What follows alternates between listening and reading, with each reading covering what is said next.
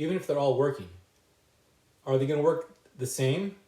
Let's take a look at the implications that the science has to how we can go about programming exercise for maximal benefit. So what's this mean in terms of synergy and interaction?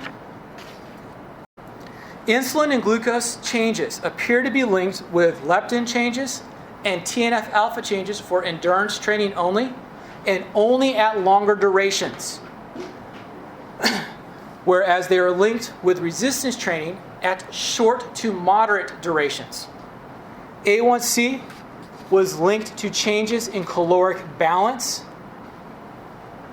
and the changes in diabetic indices were independent of any changes in any of the body mass or body mass index, but were linked to changes in fat-free mass for resistance training and linked to changes in fat mass for all exercises.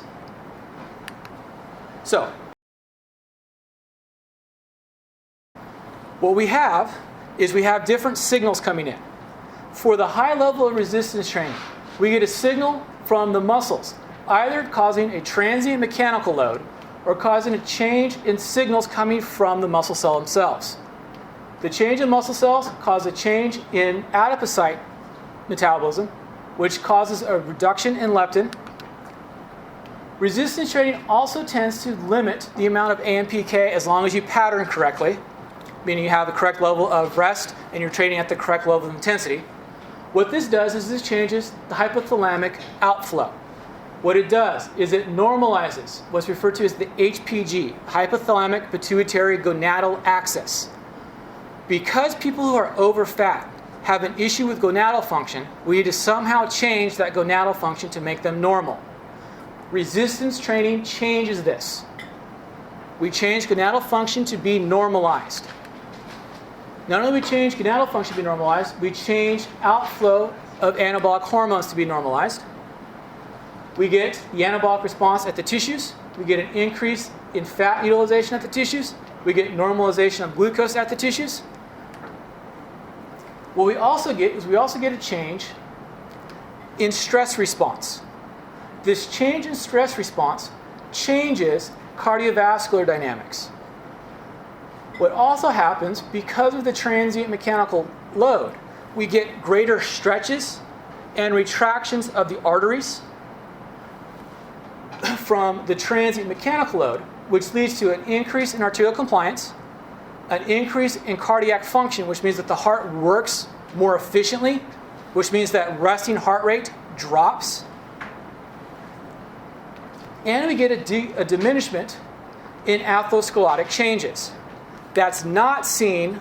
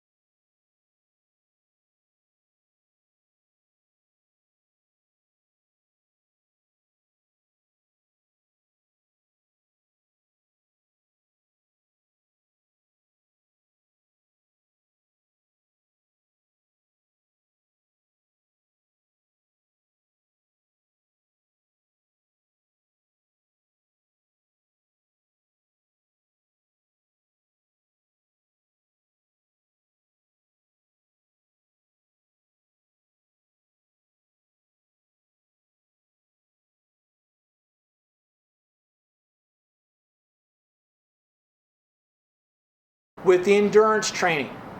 And it has to do with the fact that we do not, and this is a speculate, do not have that same transient mechanical load that we saw with resistance training. The other thing that happens with endurance training is that we now have an increase in AMPK. AMPK inhibits the production of luteinizing hormone, LH, which means that we do not get any change in testosterone for the males or progesterone for the females, which means there's no real change in gonadal function from the endurance training. However, long-term body mass loss is linked to increases of both testosterone and normalization of progesterone. So now let's take a look at what happens in terms of the adiponectin. Once again, we have two signals here. We have the signal from the endurance training to increase lipolysis because we need to utilize lipids for metabolism for ATP. We also get an AMPK signal. An increase in AMPK signal coupled with the increase in lipolysis causes the fat cells to become overly metabolically active. They start to break down all of the lipid tissues. This releases adiponectin, which causes two distinct changes. It can cause a change in food intake relative to two other hormones, leptin one of them, ghrelin another. It changes the outflow from the hypothalamic pituitary adrenal axis, changes your stress level, increases the use of lipids at the tissues, increases the mobilization of lipids from the liver, diminishes the actual disease state of the liver. It normalizes insulin release, and it normalizes cardiovascular function. All by itself. No other signals are needed from the on the adiponectin side from endurance training. However, from resistance training, we no longer have that AMPK signal, which means that we're strictly looking at what do the signals coming from the muscles tell the fat cells to do. But we still have that transient load issue affecting the cardiovascular. Yeah, question? So beta oxidation is increasing, fat utilization is increasing. What about the balance of carbohydrate metabolism? Most of what's going on with carbohydrate catabolism is it's actually going to glycogenogenesis. It's actually producing glycogen because most people who are over fat actually have poor glycogen stores because they have very poor uptake of glucose. Because when they're in the pro-inflammatory state, when they have high levels of inflammation, they're basically going into glucose sparing at almost all of the tissues in terms of internal, so they don't want to take glucose in. But they can't metabolize the lipids because of the issues of. So they have ketogenesis taking place? Yeah, they'll have high levels of ketogenesis. However, they will not become ketoacidotic.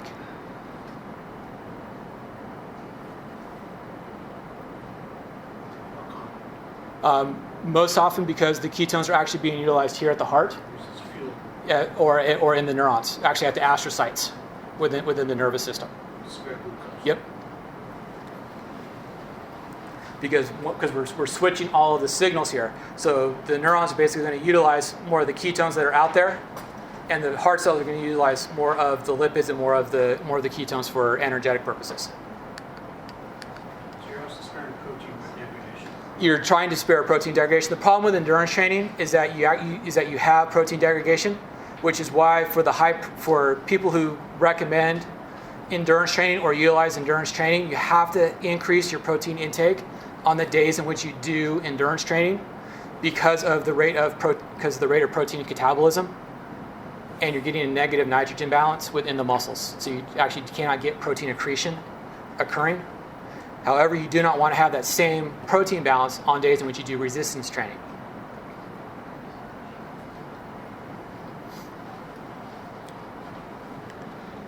So let's take a look at the inflammatory signals here. So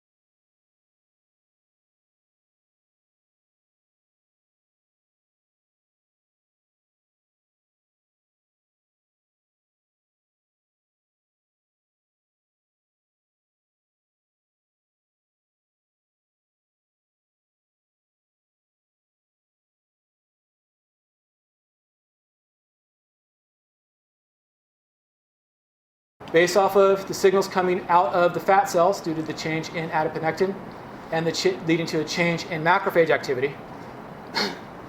We get a diminishment of TNF alpha. We get a diminishment of CRP. There's a variable change in IL-6, and that's where I was talking about that effect size in IL-6, kind of a misnomer here. IL-6 has multiple functions, and so we may not actually want IL-6 to drop, because IL-6 does have some pro-inflammatory issues, but it also has a very good glucose utilization issue, and it has a little bit of anti-inflammatory issue. So we get the drop in TNF alpha and the drop in CRP. TNF alpha is going to cause a change in hypothalamic pituitary issue. CRP and TNF alpha are going to affect the arterial compliance issue. CRP gets metabolized within the liver, causing changes within the liver. IL-6 heads to the liver and causes changes within the metabolism of the liver, leading to an increased fatty acid mobilization and an increase of insulin sensitivity.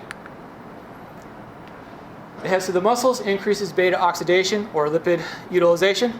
It increases insulin sensitivity, and it decreases the rate at which glycogen is broken down.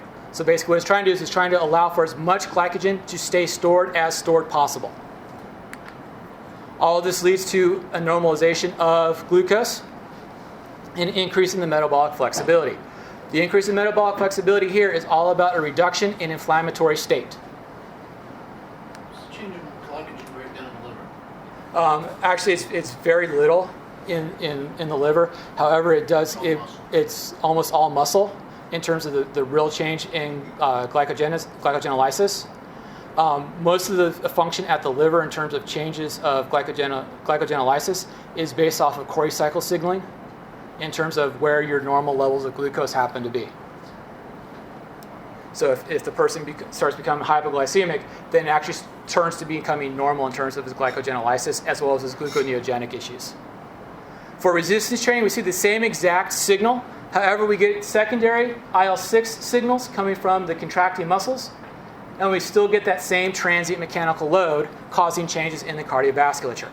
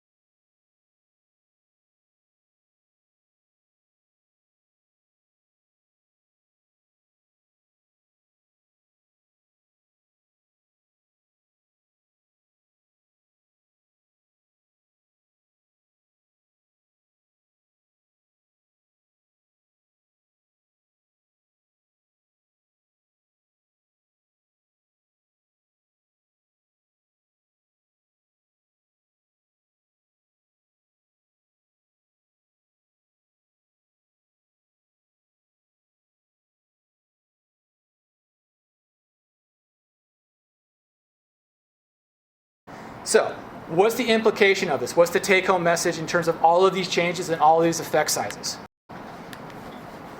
First, there's a continuum of responsiveness. There's a continuum of responsiveness and a continuum of effectiveness. Because of this continuum, we have to take into account the self-selection behaviors that Brock and Garland have documented very well as to can we make the exercise event appeasing so that it becomes independent and repeatable. If we cannot make it independent and we cannot make it repeatable, then the person's not going to make the change in the behavior. And what's been noted is that if we can change exercise behavior, we can change nutrition behavior. It's easier to change exercise behavior before changing nutrition behavior than it is to change nutrition behavior before exercise behavior. And it has to do with something I'm going to show you in a second here. For a population, you can expect a 67% beneficial response from resistance training, which means out of the whole population, 67% should respond beneficially to resistance training. 55% should respond beneficially to a concurrent training, whereas only about 47.5% to 49% will respond beneficially to either endurance training or dietary training. And it may have to do back to the self-selection issue, and it may have to do with the fact that diets just are not very effective. Changes in body mass should be seen as a cheerleader effect, not as a true outcome measure.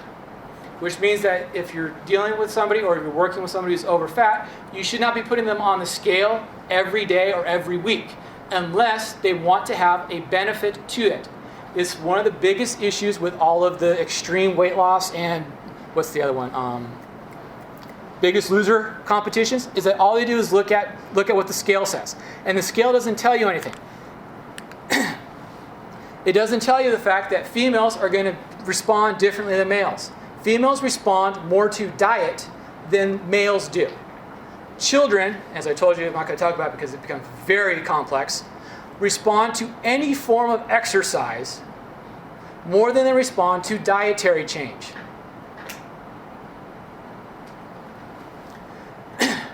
The reason why body mass needs to act as a cheerleader effect, because it's not about changing body mass. It's about changing these upper regulatory elements. Changing the rate at which the signals are coming from the adipocytes. Changing the rate at which signals are coming from the muscle cells. Changing the inflammatory state. Changing how you're doing metabolism. And once again, you do need to be hypocaloric. However, you do not have to have the most effective hypocaloric mechanism out there to have the most effective program. Because diet by itself is not very effective. It takes about 4.5 times the length and duration for diet to have an equal level of effect as any form of exercise.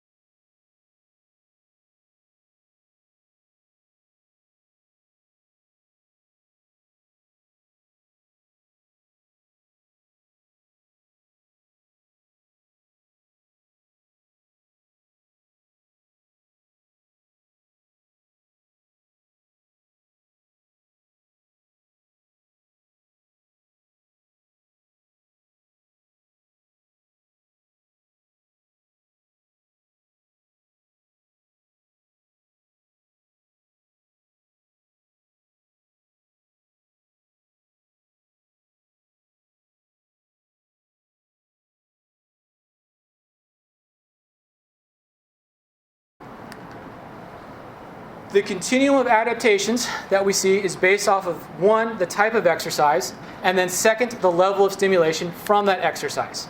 Where high levels of stimulation, or high levels of total stimulation, are greater than low levels of total stimulation.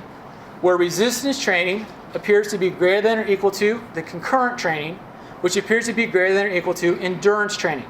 Once again, it has to do with how much muscle you are pulling into the activity.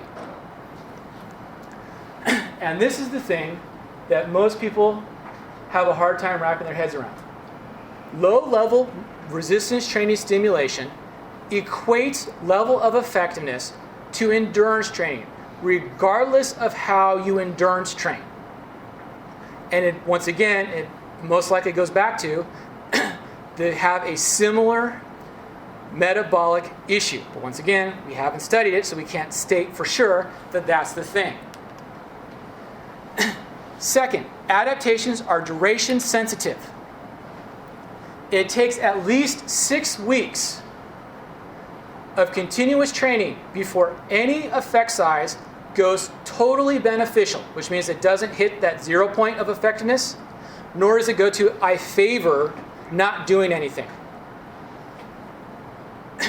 The prolonged level of effectiveness wanes with no increase of effectiveness being seen across all measures after 32 weeks. So regardless of what you hear being marketed in the infomercials, and when you get bored on the weekend, just turn on any of the cable television channels. They'll have infomercials on any one of these programs. And they'll say, oh, you can get this in 2 weeks. Oh, you can get that in 2 weeks. Oh, you can get this 2 weeks. It takes much longer than that to get that. Part of the issue here has to do with the method of progression and the conflation of periodization into complexity, which means that we did not have a periodized program, which means that exercise needs to become both self-sustained and reproducible, and we have to include that self-selection behavioring. Most people who are over-fat self-select away from endurance activities towards non-endurance or resistive activities. And it has to do with 3 distinct genes which have something to do with overall metabolic issues of muscle. Part of that has to do with the type of muscle that the over-fat person has relative to the lean. And it has to do with the type 2 fibers more than anything else.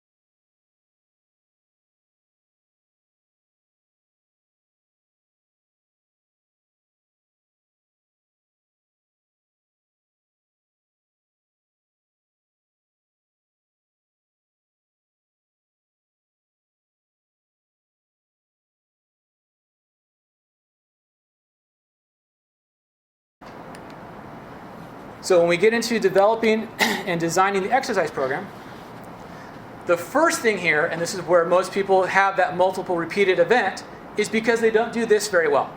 And the people who they work with don't do this very well. Because they say, oh, you need to go lose weight. And so what's the goal? Lose weight.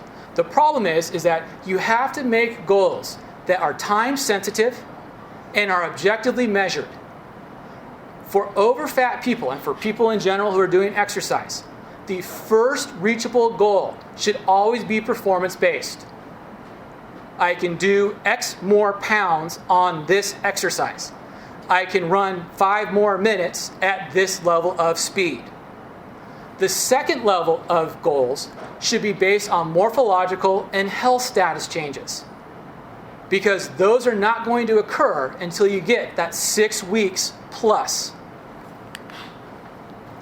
Because effectiveness wanes, and because programs need to be continuous, we have to periodize correctly. The periodization based off of level of effectiveness should be blocked. For those of you who don't know what block is, I'll show you what a graph of block means. Basically, we have a chunk of time that we're only going to do one type of thing, followed by a chunk of time we're only going to do one type of thing. It should be blocked in 4 to 6 week increments, where resistance training should be the focus. Within that, we intersperse concurrent training. Because of the level of effectiveness, or the low level of effectiveness that endurance training has, and the low likelihood of self-selection towards endurance training should very rarely be used alone. Or a low level of resistance training should be utilized in place of doing what is usually referred to as an endurance exercise. So doing a low-level circuit training versus doing go run for 25 minutes. Higher levels of total muscle stimulation is desirable, where resistance training is at that greater than 75% of 1 RM in the hypertrophicated zone. So if we were to block it out, this is a modeled block where we block it out by week, where for 6 to 8 weeks we do whole body resistance training, where we alternate days throughout the week. Followed by block 2, where we're going to do concurrent training. Once again, there's different ways of doing concurrent training. So here we have a circuit, followed by an endurance day, followed by a rest day, followed by a circuit day, followed by an endurance day, followed by a rest day, and then we repeat. Or we have where we do resistance, endurance, where we're still doing, instead of doing a circuit interval training, we're still following this whole body resistance training. Where, say, like first day is all pull exercises, and second day is all pushing exercises. For block 3, we then break up body components, where we're going to do all of our upper body lifts, pushes and pulls, followed by all of our lower body lifts, pushes and pulls. Followed by block 4, where once again, we're either going to do a concurrent or we're going to do some sort of circuit.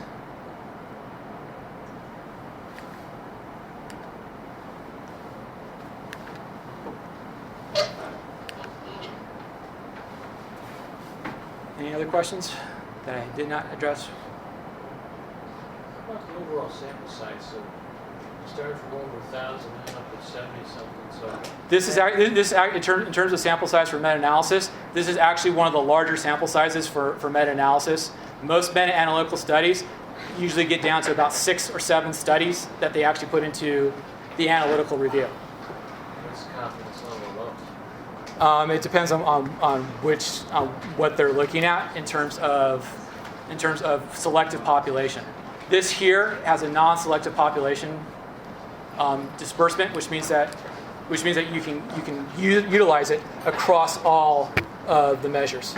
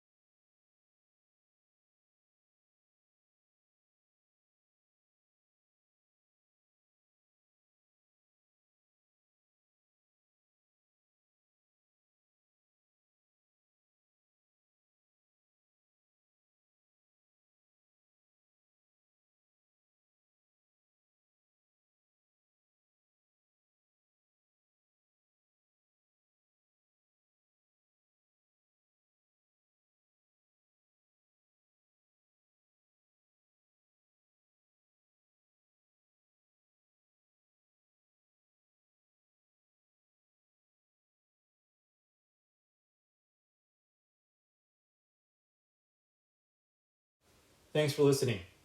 Please make sure to subscribe so you'll be able to get future recordings and future presentations on related topics.